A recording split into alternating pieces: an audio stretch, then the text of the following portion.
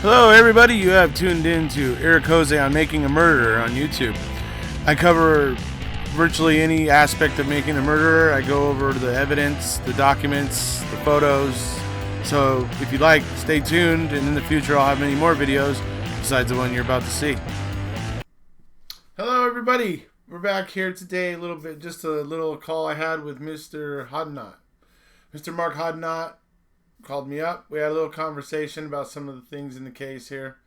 We also talked a little bit about some non-case related things briefly. But anyways, it was, we had some fun. And so I thought I'd share it with all of you. We talk a lot about, one thing we talk about is one of Mark's most recent videos. Basically, it's about the hokey pokey and it's about the shaking of the cabinet. And look, I'm going to leave the link for it below. It's very, very funny. It's very entertaining, folks. So check out that link in the information below the video.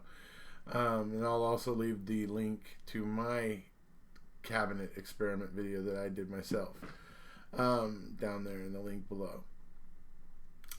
Anyways, if you don't know Mark already, you might go over to his channel. You can follow the link that I'm going to leave it down in the info. And when you get there to the video, you can hit subscribe and you can know when he uploads. He's a very smart guy, very sharp. His observations are very keen, very sharp. I mean, he's a credit, and I'm very happy that to have been one of the ones that inspired him to get out there and start talking about the case and doing videos. I'm truly honored. He's a great guy, just like Paul Capaldi. So here we go. Without further ado, we'll move into my call with Mr. Mark Hoddinott from Australia. Oh, and I do apologize in advance that at the very end of the video froze up and did some weird things. So you end up looking at pretty much stills for the last maybe 5 or 10 minutes. But the audio is still there, clear. You can clearly hear what we're saying. So, but I want to apologize for that. I mean, sometimes little glitches happen during the recording, and but it's all there. Good things we're going to talk about, I think, then, or at least that I got on my mind. I don't know if you also, if you like Paul have some things that you already had in mind to speak to me about, but if you do, obviously, we can talk about that. But I was going to say, first things first, most important matters. Captain Crunch is British, right? Yeah, I think that. Paul was killing me. Paul was killing me with that. Go ahead. Yeah, no, I think you're right. I think he is British. He just looks British, doesn't he? So he kind of really does, doesn't he? And then you find out his name is Horatio, right? I know, exactly. And so I'm telling Paul this. I'm like, Paul, this link you sent me just told me his name's Horatio, dude. And he's like, oh, Horatio Nelson? You mean the famous British naval commander, Horatio Nelson? I'm like, Paul, you're burying yourself, dude. Anyway, no. So I just want to say that. No, that's a bit of fun for everybody, really. But the Captain Crunch thing, that's just a bit of silliness. But the next thing I was going to talk about, kind of silly, but the funny thing about it is it's a video you just did recently that its silliness is actually kind of apt for the whole situation, and that is the cabinet video, the slippers and the hokey pokey. I love that video, man. That video is awesome, my friend. I thought that was brilliant, my friend.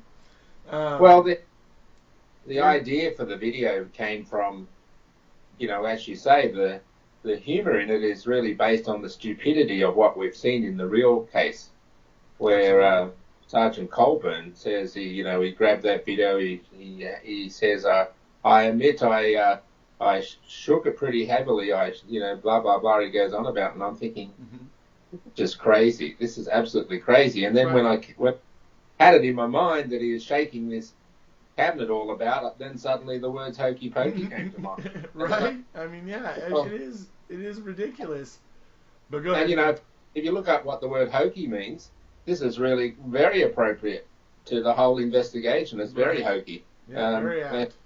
So that's where the kind of the thought came from, and you know, and all the other stuff that's in that video is just examples of hokey behavior. So Oh my dude, I about spit out my Dr. Pepper when I saw the little dancing Lank with the detective cap and Colburn and Kucharski and everything. I was like, oh my god, that is some hilarious stuff right there. Doing the little, you know, that was pretty funny. You made all that. You made all that yourself, by the way. That whole thing. yeah, yeah. I have a friend of mine in Australia who does some work for me just on on videos, and she just helped me just make sure some of the files that I was using worked in the video, Oh. but the whole script, if you like, and the narrative that was overlaying that, I did all that. So yeah, That's cool. That's very cool. Because I admit I enjoyed very much making the credits at the end. They right. The secret compartment division, the secret Narnia division. That's right. You know, and the Toyota self DNA cleaning key. I thought that was we were extremely grateful for that. the police childminders. Yeah, I know that the credits were good too. I did like that. That was a good joke. But I mean, yeah, it brings me back to something I've been saying about the cabinet for a long time. If anybody, you know, I'm sure you're one of them. If you watch my video about the cabinet, is if this key was there somewhere for Colburn to supposedly shake it loose, right? Where was it hiding? Because when I start out my experiment with the cabinet, I show people, okay, look, to my mind, there's only two places that this key could have possibly been wedged, and that is either behind the backing and the cross shelf. It could have been wedged there, or it would have had to been wedged in between that back panel and the side wall, basically. Either one of those places. How many times did that cabinet get emptied out? Even though Kratz tries to say that the searches were cursory until the 8th search, baloney. Jerry Buting's been blowing that out of the water on Twitter, like for the last couple days. The whole thing is that key could not hide there. When they were emptying that thing out on search 1, 2, 3, 4, or 5, somebody would have been in there with their little flashlights. Because trust me, I work in an industry where I'm poking around in people's cabinets, working on pieces of electronics, trying to read tiny little writing on the back of a piece of electronics or an AV receiver, and in the back of a cabinet with 20 cables all around everywhere. And so I know what it's like to have to look into a cabinet, and I know that police carry, just like I do, a little flashlight on their belts so that they can look in there. Because they're going to be, if they're emptying it out because they want to look around, they want to poke around. You would have looked in there, and if there was that key, if it had been there in any way, shape, or form, like in my video, you would have seen hints of it, enough to make you wonder what the heck it was, and would have had you reaching in to go, what the heck is that? And that key would have been found on search 1, 2, 3, 4, or 5, not 8. So, I mean, that's obvious. Yeah, I think you made the point in the video you did about your sample cabinet. If you actually took that key, that Toyota key, and the head of the key, the black part is quite thick, any key, and the fob, and you tried to squeeze it down the back there, right? It's too big. The whole volume of key and fob is too big that you can't hide it, let alone whether it was physically possible to get it behind the back edge of that top shelf. And to suggest that an officer wouldn't be looking around with their flashlight and actually looking in there after emptying it out is, to my mind, BS. Nothing but pure BS. Because if they're emptying it out, they're going to poke around. Correct. And just let's imagine, for example, that a key was stuck in behind that top of that back shelf, and you were shaking it all about, so to speak. The key would fall down inside the cabinet. It wouldn't fall outside the edge. As it did in my experiment. Yeah. It fell when it was in that top shelf, or it was in that cross shelf, it kept falling in the cabinet, never out. Yeah, correct. So I mean, that story is just a straight out lie. There's I'm always reluctant to call people liars unless you have the absolute proof, but it beggars belief that story makes sense at all. And but it's just, I mean, you can just see in the behaviour of the way they talk about it, especially Sergeant Copeland talks about how he manhandled the cabinet, and even Deputy Kucharski under oath said, in respect to the key wasn't there in the earlier searches. That's what he said. Right. I mean, I know he was referring to the key on the floor, not in the cabinet. Not being on the floor, right. Yeah, that wasn't there. So the only time it was there, therefore, was when they were in there, right? So, and it just, I mean, we spend a lot of time talking about it, but it just doesn't make any sense, and it's a little sad that such a calamity has arisen from that. But anyway, and the other thing that this situation brings me to is Kucharski. This guy, to me, I find Kucharski fascinating for a couple reasons. First of all, I find him hilarious because he actually said in court that it could have been aliens. I freaking love him for that. He's the best. But the other thing about Kucharski is look at how clueless that man was. Look at how clueless he was as to kind of really what was really going on and why he was there. He really was clueless. Like, he didn't really fully understand why he was there as a Calumet officer. Like, you get the feeling he was not briefed.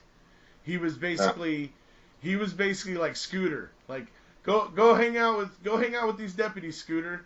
Like, and had no idea, because when he's in there in court, you see him like wanting to answer in a way where he's defending his brothers of the badge, because he's trying to do like they do and close ranks and clickety click together to create a united front. That's what they'll kind of tend to do. So you see him kind of doing that on the stand, but then he's suggesting aliens and he's all these things, and it's like you're sitting there going, man, dude, they just led this guy to the slaughter and sent him with Lincoln Colburn and gave him, I mean, no information.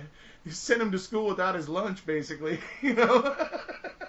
But that's the way I look at that. It's just like, and it gives to me proof that no, not all the officers involved in this case knew intimately what may have been going on. They didn't. I mean, that especially with guys like Kucharski, certainly didn't know intimately the dirty dealings that were happening. But I agree with that. Even if they sensed that it might be happening, they were still willing to click together, brother of the badge, create the united front. Even if they suspected it, and that's kind of what Kucharski proves to me.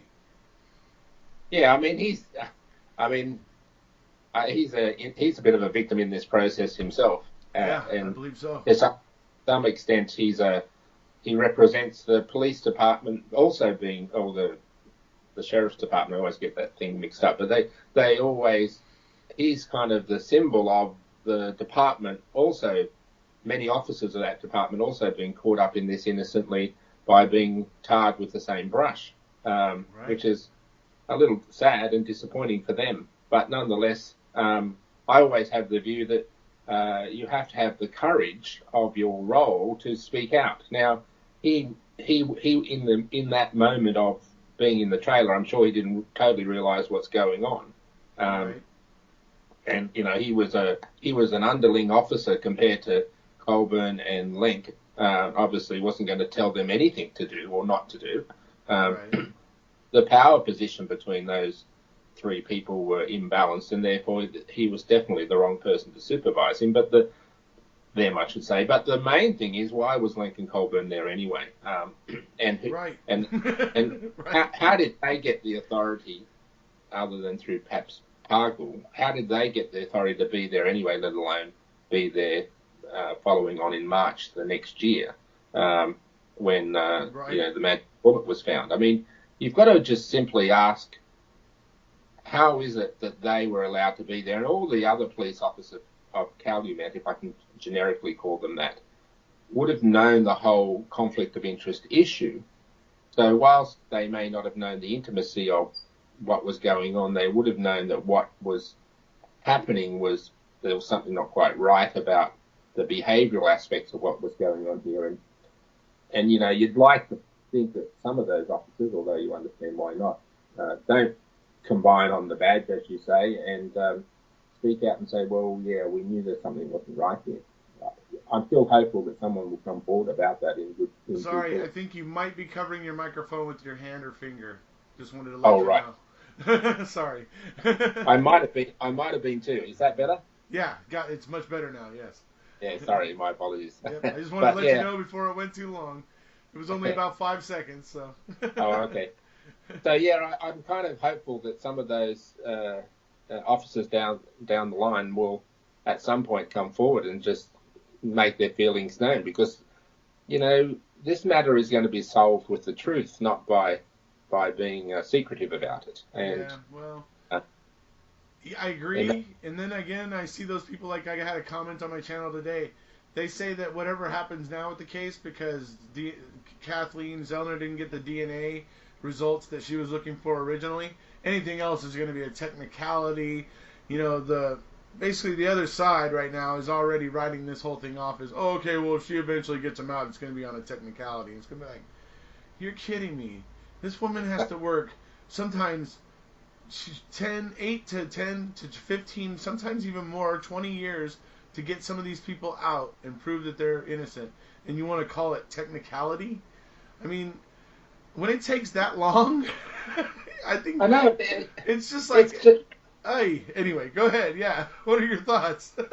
Well, you know, it amazes me sometimes people forget that this is supposed to be called the justice system. Right. Justice is about fairness, and fair play and fair play. Yeah. And you know, an important part of the justice system is the right to appeal, and what follows from the right to appeal is, in this case, for Stephen, that is, would follow the right for another trial. Yeah.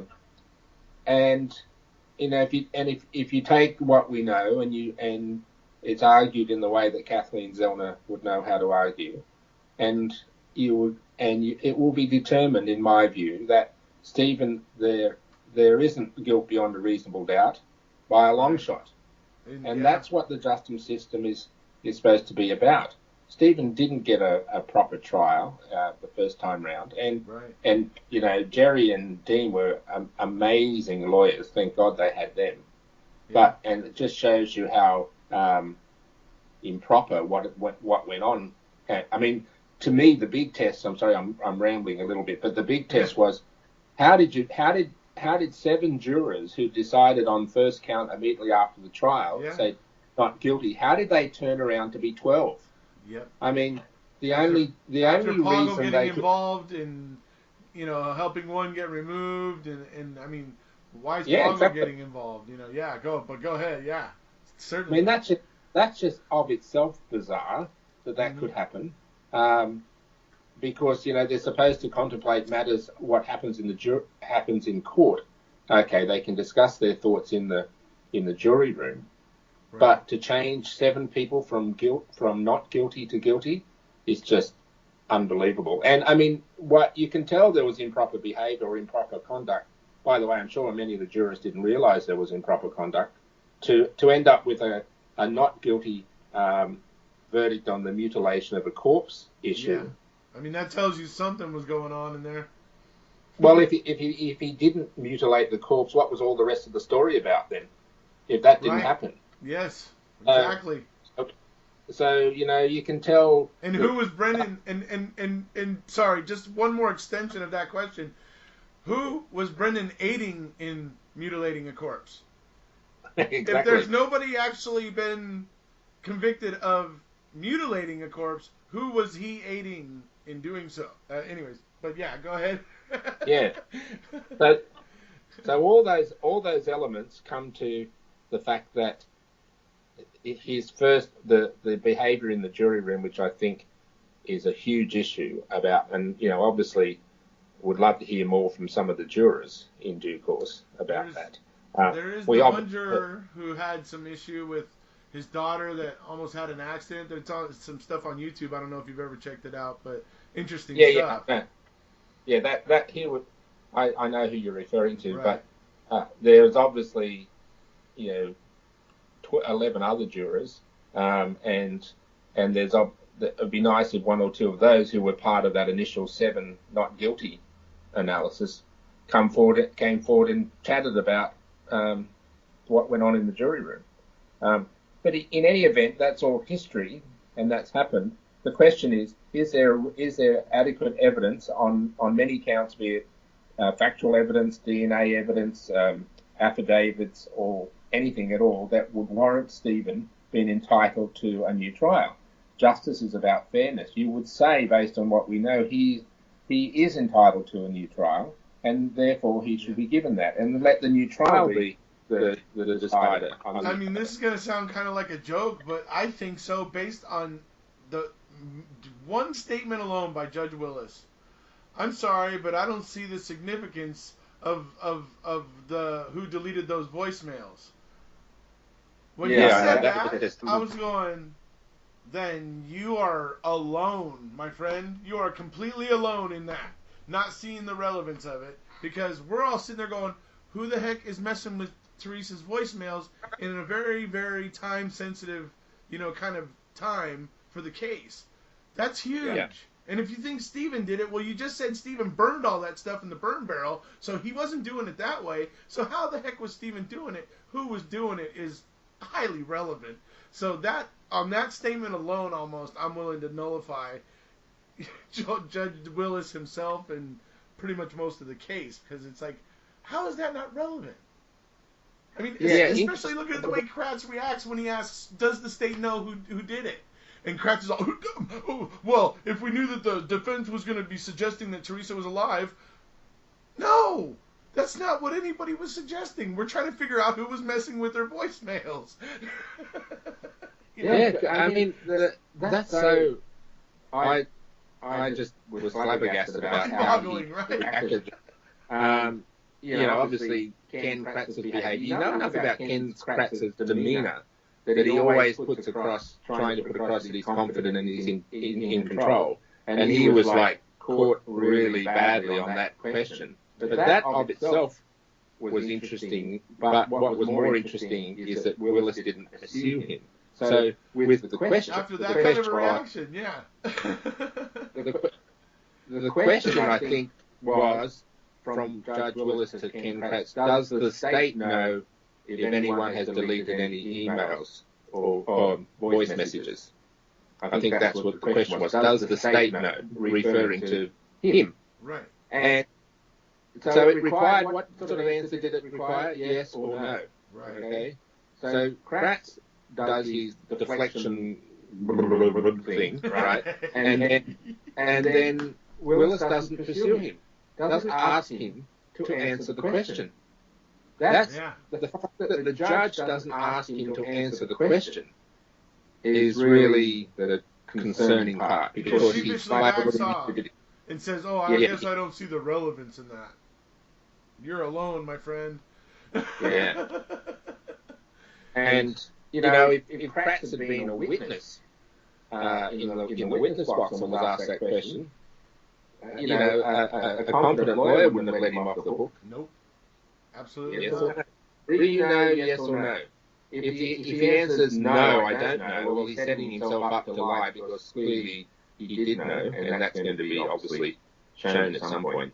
Right. And if he says yes, well then Well, then that opens a whole can of worms he's got to deal with in court, right there, right? That decided, with due respect to the judge, he struggled. I'm not sure whether he struggled because he didn't want to pursue his own question, or whether he struggled because he was just struggling as a judge. But either way, it doesn't excuse it. I think that was such an important question, and his lack of professional skill or commitment to having that question answered was an indictment on his conduct. Cover your mic again. Oh, sorry, mate. Yeah. I thought it was an indictment on his conduct of the trial, and there were other examples of that as well. So when it came down to important questions, important issues that I thought he performed fairly poorly. Yeah. Oh, yeah, certainly. I mean, my favorite joke, I don't know how much American television you maybe grew up on, but Different Strokes was pretty popular for me as a kid, you know. And so, I mean, seriously, probably 3 or 4 times while I was watching Making a Murderer, the first time through the 10 episodes, there was probably 3 or 4 points where I just couldn't help but go, "What you talking about, Willis?" You know, I mean, so, but... now you've just given me an idea for a video. Oh, great. Awesome. Cannot wait. Yeah. But, yeah, so that's, I mean, that was crazy about that. Yeah, I still, to this day, love the way that Ken Kratz is just, like, for a second, he is just totally flummoxed. Like, he is trying to hit the ground running, but he's like, what do I say? What do I say? You know, it's just like... Exactly. Oh, my Lord, yeah. His behavior in that moment said everything. Absolutely everything. So I mean, and you know, Judge Willis is a lawyer. I mean, he is a lawyer. It's how he got to be a judge. He had to have seen weakness there and knew that if he probed any further, he was probably gonna end up blowing the prosecution's case, judging by the fear that he saw in Ken Kratz when that question got asked, right? That's a really good point. I think you're right about that. I think he probably realized he'd asked the question that he wished he hadn't asked. I think you're right. I think he did see the fear in Ken Kratz and what implication that would be for their case. So. I mean, you couple that, the fact that Ken Kratz was so afraid of that. Now let's talk about the DASI computer evidence and the forensics reports from that. Basically, they put a flyer, a piece of paper in with the largest batch of discovery that they sent to Strang and Buting. It was on October.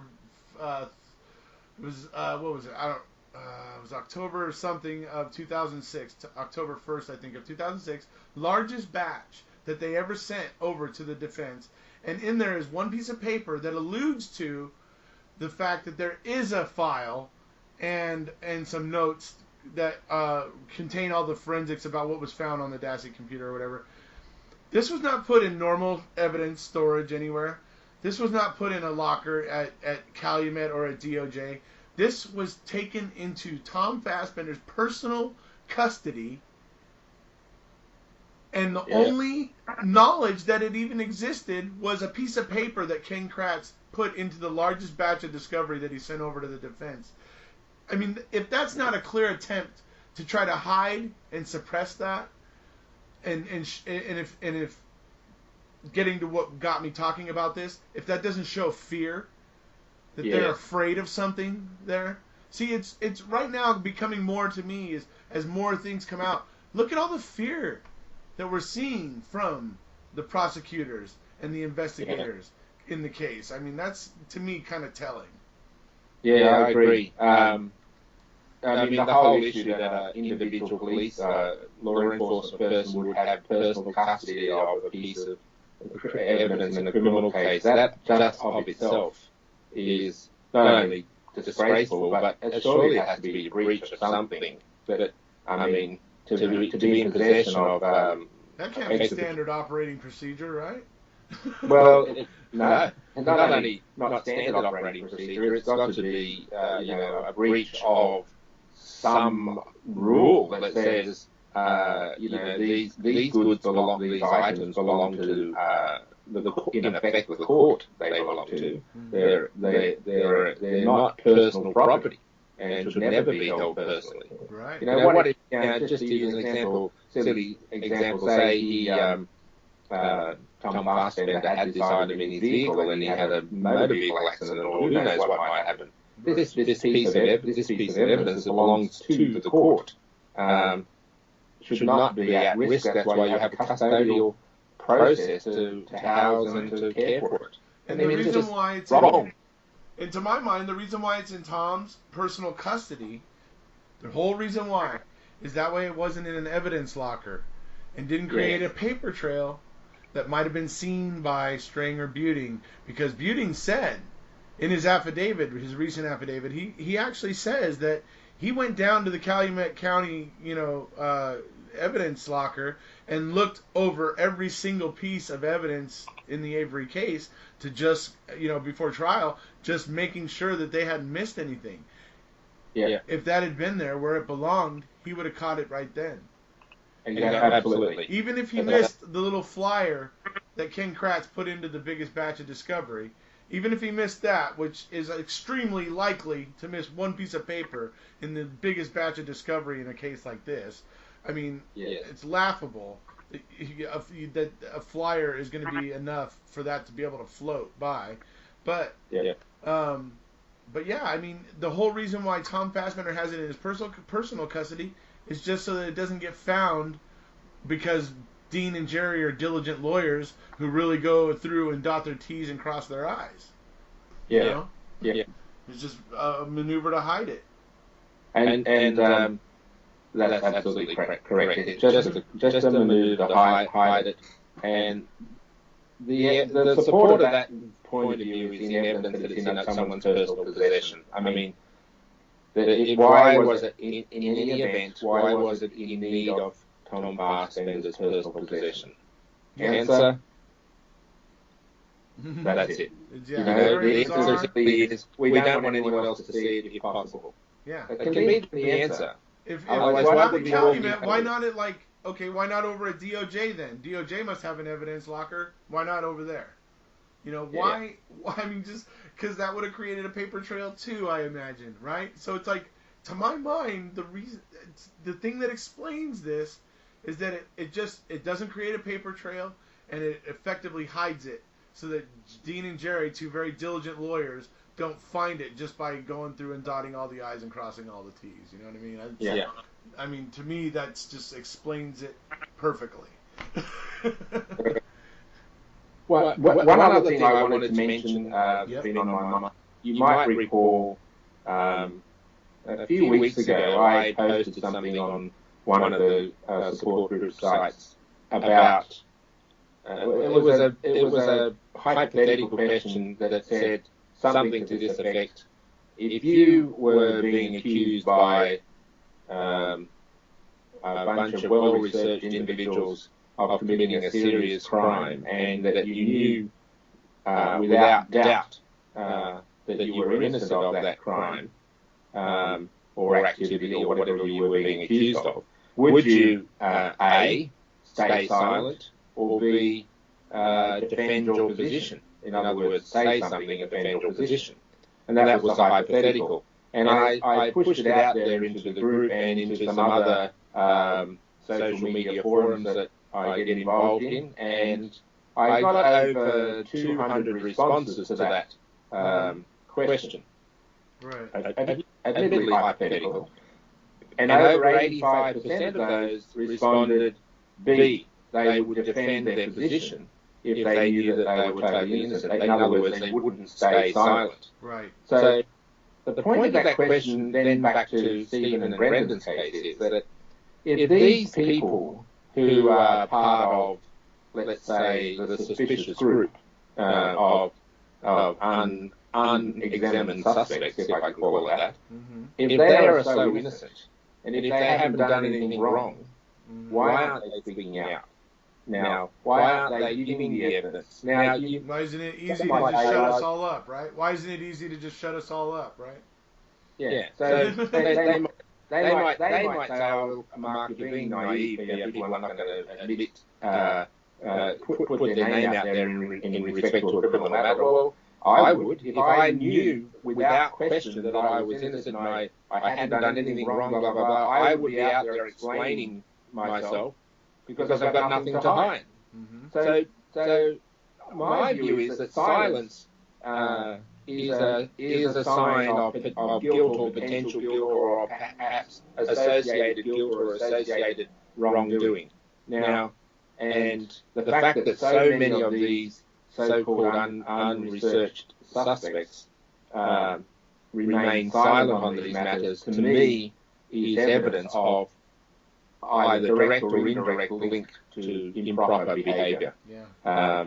And anyway, that little piece of research that I did, albeit somewhat rough, is evidence of the fact that most people would agree with that. That you would speak out.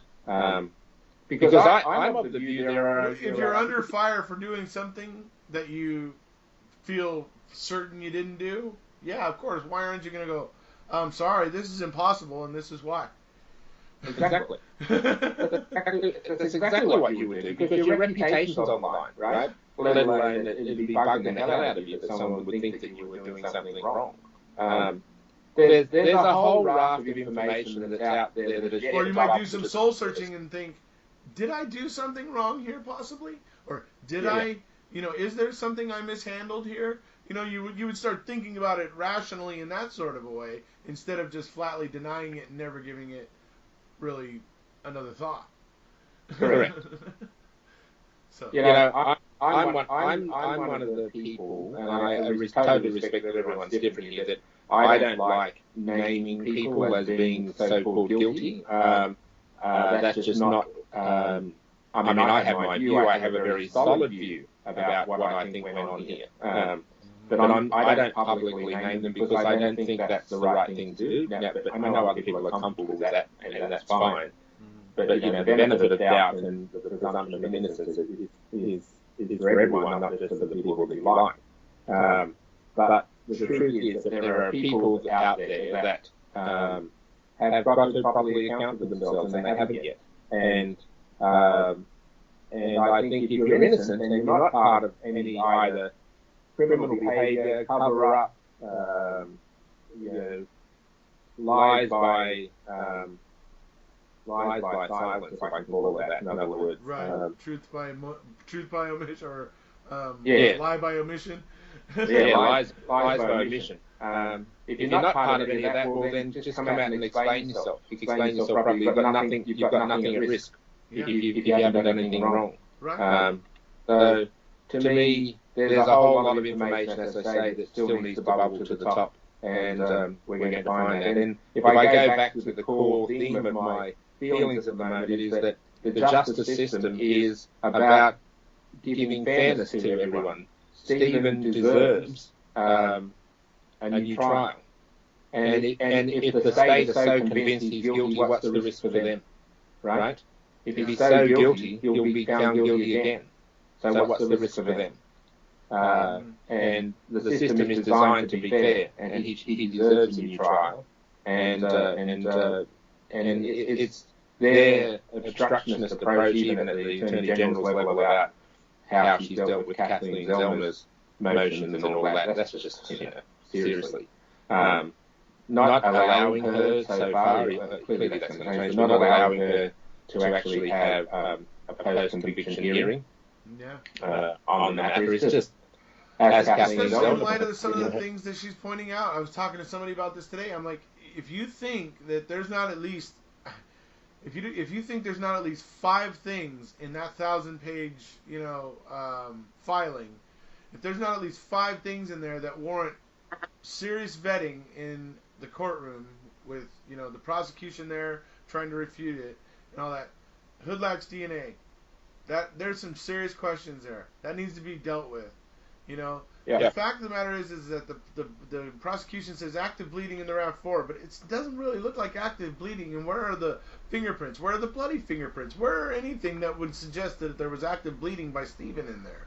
And there's the blood spatter on the rear tailgate, which pretty much shows that Teresa was actually killed at the back of the RAV4, and the cast off was because the door was open and everything, because it opened sideways. And goes parallel with the passenger side, and so she's pretty much at this point, her blood spatter expert has proven that somebody with a hammer or some type of fat head or something with a bigger head than like a knife or something, because it throws different kinds of spatter, which I'm planning to do an experiment on very soon to show people to illustrate it more clearly how the blood spatter differs and stuff like that. But she's got she's got all these things, and if they just get dismissed casually, boom, no problem, the way that they did by Judge Sukowitz, that I don't know. Yeah, there's definitely something wrong because those things are casting some serious doubt.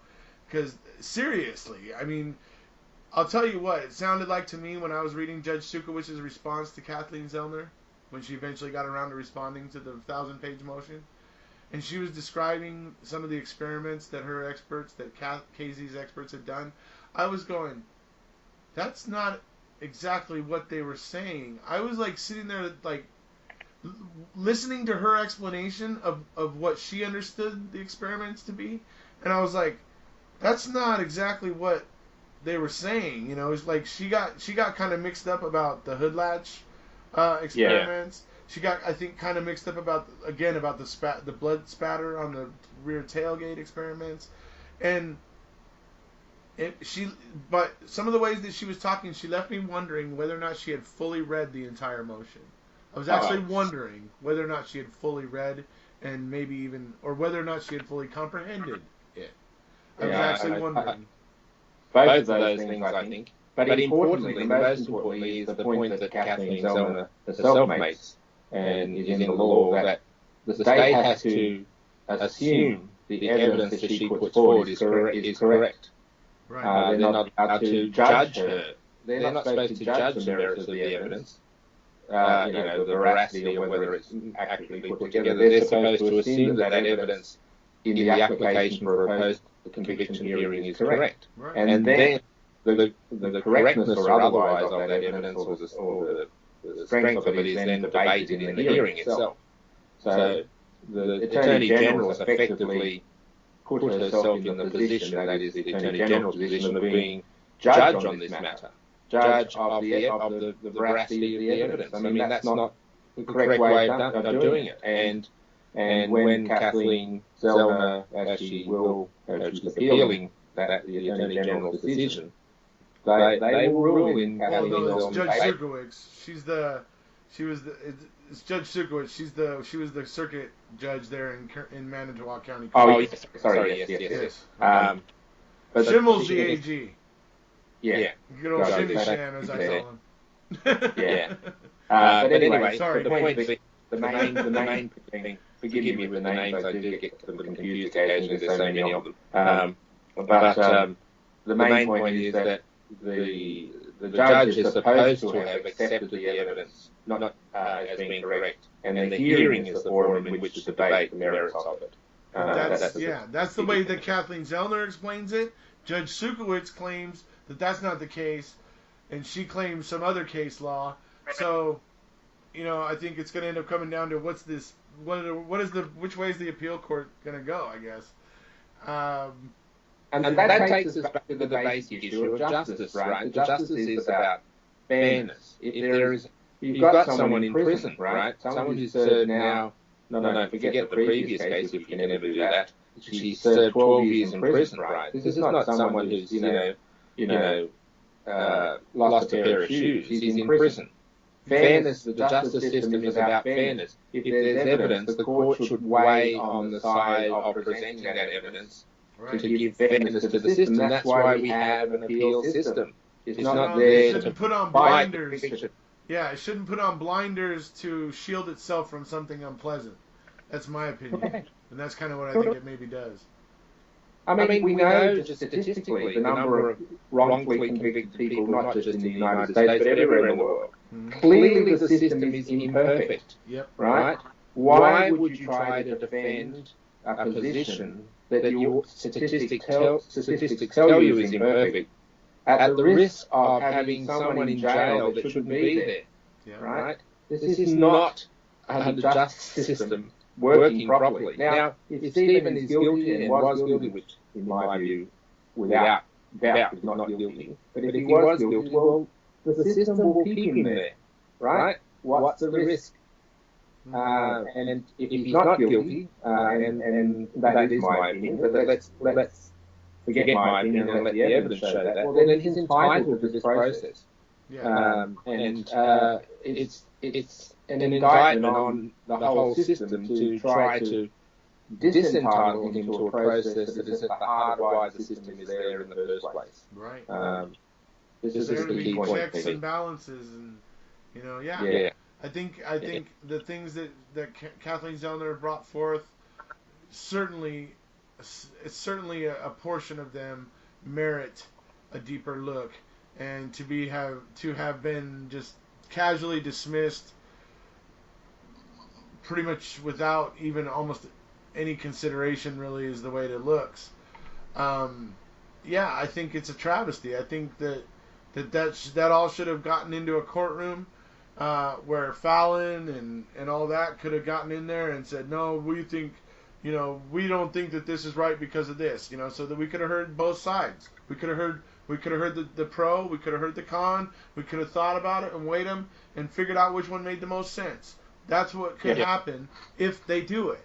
But they aren't wanting to do it because why? I wonder if it's going to be coming back to fear again. So. Well, Stephen has had appeals in the past, in the early days after his conviction, right? That they were happy to grant him.